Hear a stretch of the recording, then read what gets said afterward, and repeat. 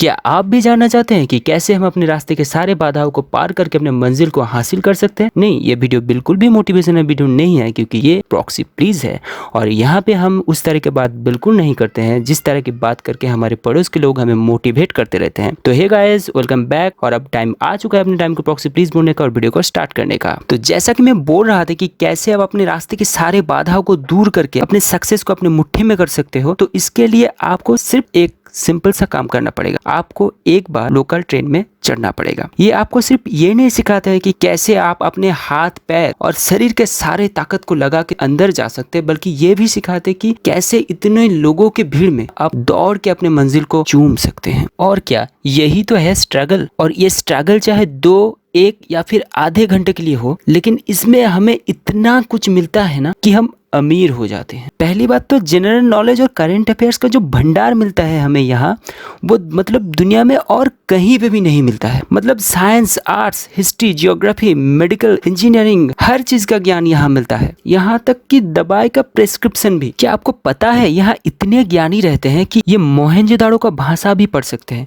दुनिया के किसी भी लोकेशन का करंट वेदर का अपडेट दे सकते हैं। मतलब कहाँ बारिश हो रहा है, कहाँ नहीं, एटसेट्रा एटसेट्रा। महान ज्ञानी होने के नाते इन लोगों को छोटा मोटा चीजें पता नहीं होता है, जैसे कि कैसे व्हाट्सएप का डीपी बदलते हैं, कैसे फेसबुक में किसी फोटो को लाइक करते हैं। एक्चुअली इन लोगों के पास इन छोटे चीजों को सीखने के लिए कोई टाइम ही नहीं रहता है, क्योंकि ये लोग उन बड़े चीजों को सीखने में बिजी रहते हैं हमेशा। और इसलिए ये ज्ञानी लोग, जिन्हें दुनिया का हर ज्ञान है, वो इन छोटे छोटे चीजों को अपने बगल में बैठे हुए लोगों से सीखते हैं। अच्छा, ये व्हाट्सएप का डीपी कैसे चेंज करते हैं? ये लोग तो इतने ज्ञानी हैं कि अगर लॉकडाउन और 1-2 हफ्ते बाद होता ना, तो ये लोग ट्रेन में डिस्कस करके ही कोरोना का वैक्सीन बना देते। इन ज्ञानी लोगों के पास हर तरह के ज्ञान होते हैं, जैसे कि राजनीति। हाँ, इन्हें राजनीति और देश के सारे प्रॉब्लम्स के बारे में पता तो होता ही है। उन सारे प्रॉब्लम्स के इतने सारे सॉल्यूशंस पता होता है कि एक भी सॉल्यूशन अगर किसी ने सुन लिया ना, तो वो देश के प्रधानमंत्री भी बन सकते हैं।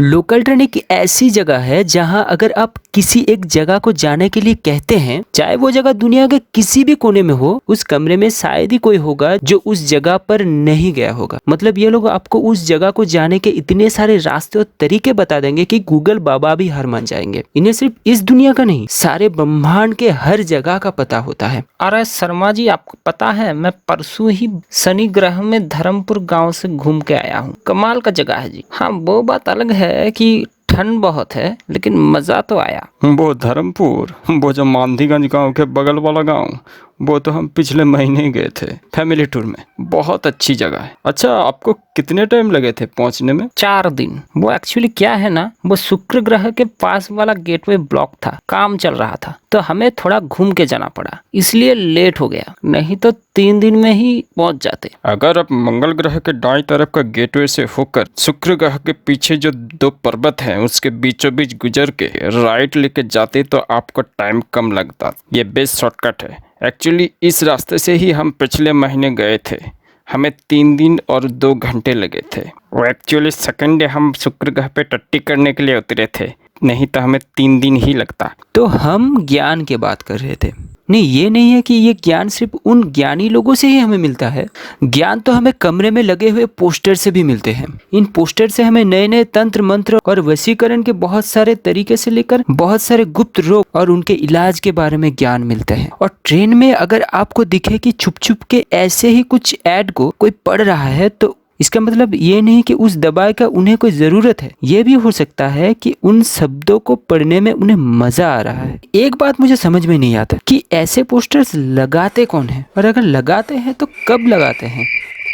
क्या आपको भी ये टैलेंट हंट शोज के हॉट और सीड्यूसिंग कॉम्प्लीमेंट्स और जजमेंट परेशान करके रखा है? क्या आपको भी इन सारे शोज में 1-2 टैलेंट के अलावा रियल टैलेंट देखने को नहीं मिल रहे हैं? तो आइए आपको मिलाते हैं कुछ रियल टैलेंट्स के साथ। हाँ, मैं लोकल ट्रेन की ही बात कर रहा हूँ। यहाँ आपको रियल और ओरिजिनल टैलेंट तो मिलेगा ही, आपको बहुत सारे कॉमर्शियल टैलेंट्स मतलब मार्केटिंग टैलेंट के बहुत सारे नमूने भी मिलेंगे, जो सिर्फ टैलेंट नहीं, अपने आप में लेजेंड से कम नहीं। और इन्हें हम मैजिकल टैलेंट कहें या फिर टैलेंटेड मैजिशियन कहें, जिस तरह से ये लोग सड़ा हुआ आम को भी अपने स्पीकिंग टैलेंट से या फिर मार्केटिंग टैलेंट भी कह सकते हैं एकदम ताजा बना देते हैं, वो किसी मैजिक से कम नहीं। चाबी को 4 बार घुमाना। हनी सिंह क्या बोले थे? 1 2 3 4, बाद में बोलो लुंगी डांस। और एक तरह के टैलेंट हमें देखने को मिलता है। हाँ, मानता हूँ कि ये बहुत ही कम देखने को मिलता है, लेकिन ये एक अलग ही किस्म का टैलेंट है। कभी आपने शायद देखा होगा कि एक लड़की या फिर एक लड़का भी हो सकता है, विंडो सीट पे बैठ के और अपने कान में एक सफेद वाला ईयरफोन लगा के और उस ईयरफोन के माइक्रोफोन को अपने मुंह में लेते हुए अपने सर को विंडो से बाहर निकलने की झूठी कोशिश में लगे रहते हैं, ताकि वो जो सुन रहे हैं या फिर सुना रहे हैं वो कोई और ना सुन ले। अब कमरे में यात्रियों को कंफ्यूजन होता है कि इनके होंठ हवा में हिल रहा है या फिर वो कुछ फुसफुसा रहे हैं। और आप शायद सोच रहे हैं इसमें टैलेंट की क्या बात है। नहीं, इसमें बिल्कुल भी टैलेंट नहीं है, लेकिन उस पर ये होंठ हिलाने की आवाज को सुन के ह्यूमन लैंग्वेज में कन्वर्ट करने वाला या फिर करने वाली की टैलेंट के बारे में आपने सोचा है? अरे, ट्रेन में लोगों को अपने पास में खड़े हुए लोगों की बात सुनाई नहीं देते हैं और ये लोग मतलब कुछ अलग ही लेवल में है।